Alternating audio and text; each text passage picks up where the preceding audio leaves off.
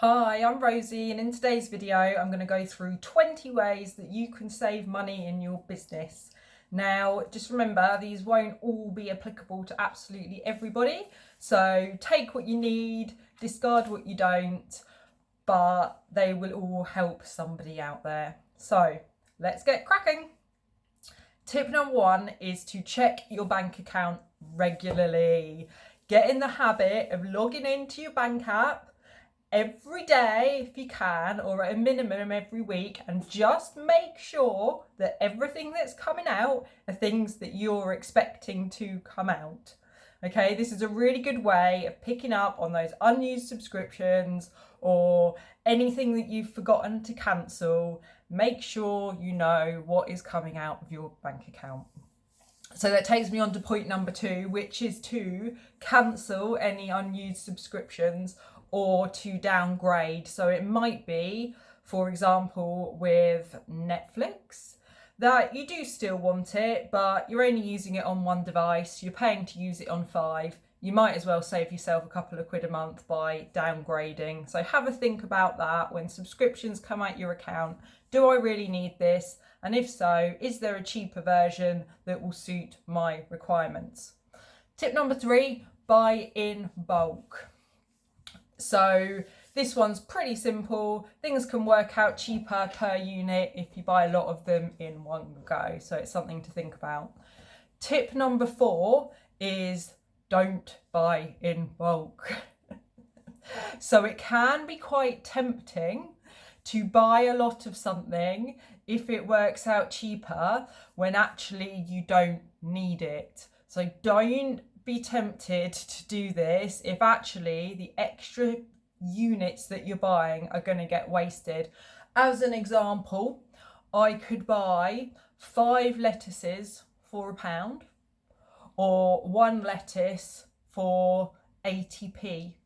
So even though that lettuce for 80p is quite a considerable amount more than if I bought 5 for £1, they'd only be 20p each, I'm not going to eat that many lettuces, okay? So chances are 4 of those lettuces will go in the bin. So actually I'm going to be costing myself more money. So don't fall victim to that.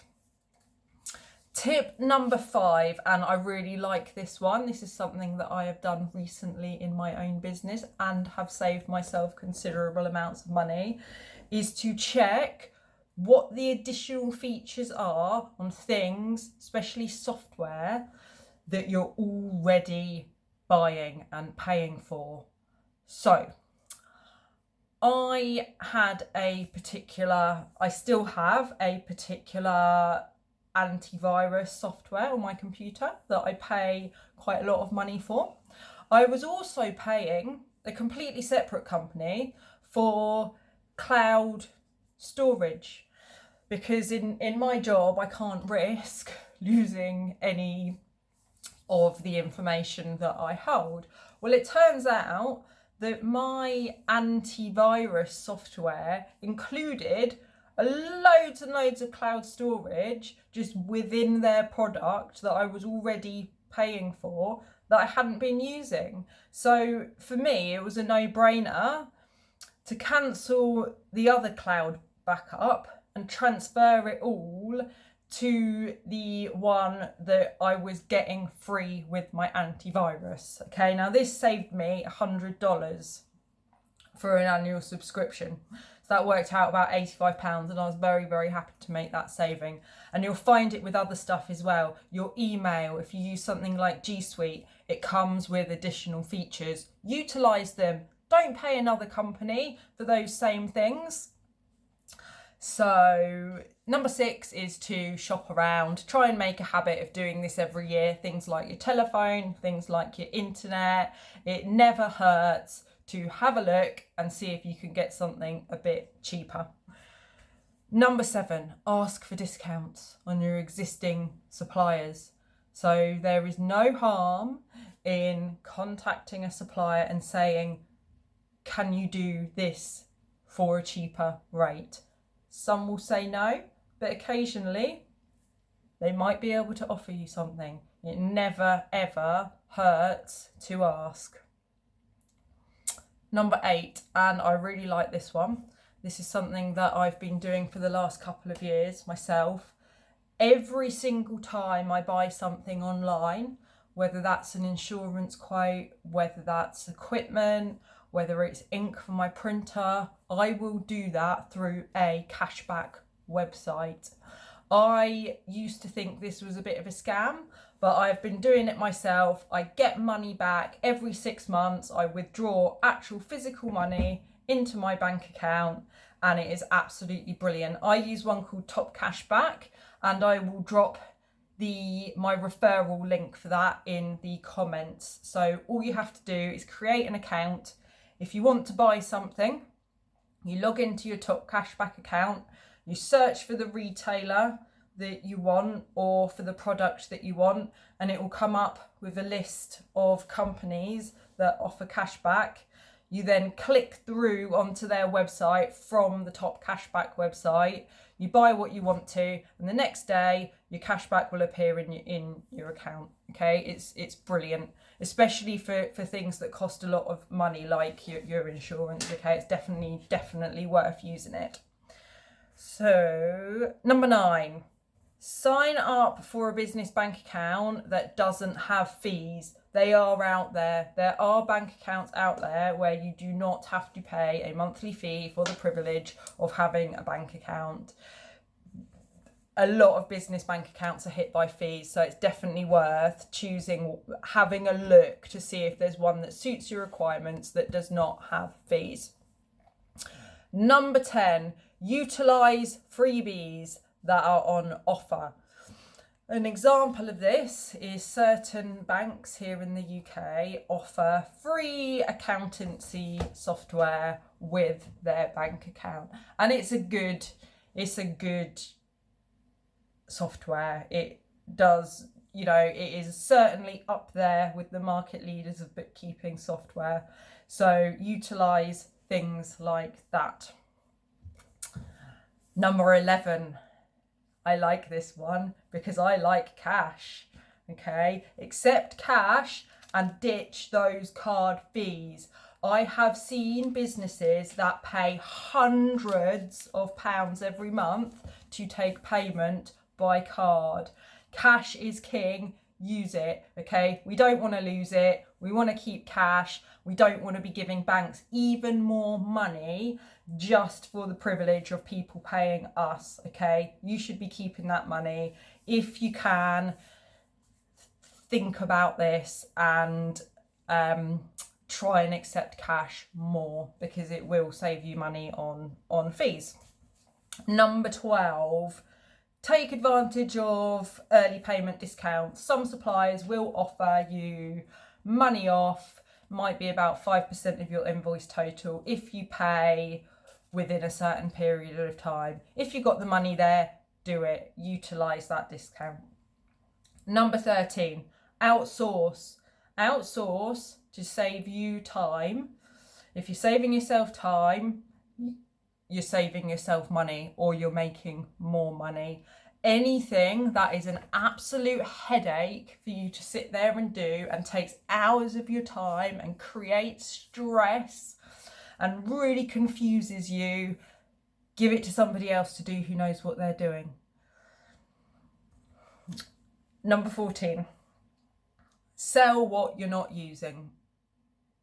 This could be anything. It could be surplus stock. It could be equipment that you bought that maybe has you've upgraded, but the original equipment still works really well. Sell it, get some of that money back. Number 15, go paperless. Stop spending out on paper and ink if you don't need to. There are times when you're going to need it, but generally speaking, I run a paperless business. I don't print out every single supplier invoice that I receive. I don't want to have to store it. I don't want to have to look at it. I don't want piles of paper everywhere. So go paperless. You'll save money on paper. You'll save money on ink, and it's better for the environment. Okay, in the UK, you can keep your receipts digitally. It does not have to be on paper. for HMRC's requirements. So have a think about that one. Okay, moving on from this, number 16, use digital signing platforms. I have to send a lot of stuff to clients to be signed. I could print it out and put it in an envelope and do it through the post. I don't do that. I use digital signing platforms. It is cheaper than postage. I don't have to pay for the paper, and it works really, really well for me. Plus, it's a lot quicker as well. Number 17, buy secondhand. If you need equipment, Facebook's excellent for this. Obviously, within reason, there might be times where you have to buy something brand new, but if you can buy secondhand and you can get something cheaper by doing it, buy it secondhand. There is absolutely nothing wrong with that. Where are we up to? Okay, 18, cut waste. So have a think about what you're wasting. Is there any way of cutting that waste? This is something that's going to be obviously more applicable to certain industries, the food industry. If you own a restaurant or something, you're probably already aware of this, but there's probably waste in pretty much every business. So have a think about that. Is anything being wasted? What is it? What can I do to minimise the waste?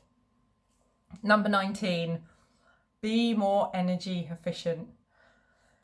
This to me, again, is another no-brainer. It's also good for the environment. If you have staff, implement some sort of a policy. If you're leaving the room and nobody else is in there, turn the lights off. You know, set the photocopier to go on standby when it's not being used. Switch it off properly overnight rather than just keeping it on standby. Little things like that you can implement that will not only help the environment but will also save on your electricity bills is brilliant. Do it. And finally, the last one, this is quite similar to the first one actually, but it's very, very important, so I'm going to say it again, is know your numbers. If you do not know what money is going out of your business, you are going to struggle with saving money, okay? It is so important as a business owner to know what you are spending.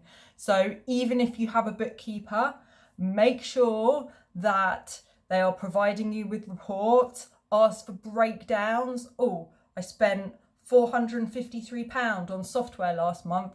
Can I please have a breakdown of what that number is made up of? Know your figures, and then you can make changes to start saving yourself money and maximising your profits, because we do not go into business for fun. Even if you run a charity or a non-profit, okay, the more money that you can save on bills, the more that you can spend on doing good. So I really, really hope that these tips helped you. I hope that you're going to go away and maybe implement, even if it's just one or two within your own business. I would love to hear what successes you've had in the comments. Drop me some comments, check out Top Cashback, and I'll see you next time. Bye.